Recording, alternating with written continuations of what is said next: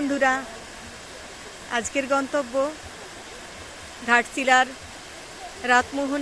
রাতমোহনা ঝর্ণা। পাহাড়ের বুক চিরে বেরিয়ে আসছে স্ফটিক স্বচ্ছ জলধারা। এইখানেও পাহাড়ের বুক চিরে বেরিয়ে আসছে জলধারা। সামনে সুবর্ণরেখা নদী, এই জলধারা গিয়ে মিশছে সুবর্ণরেখাতে। চলুন বন্ধুরা, একটু সামনে থেকে গিয়ে দেখার চেষ্টা করি।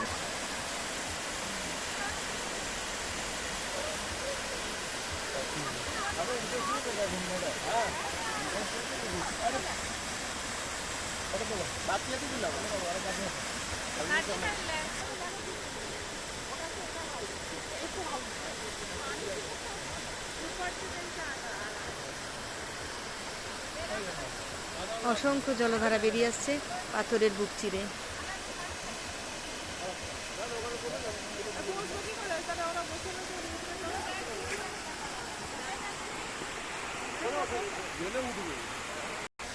কেমন লাগলো বন্ধুরা রাতমোহনা ঝর্ণা দেখতে?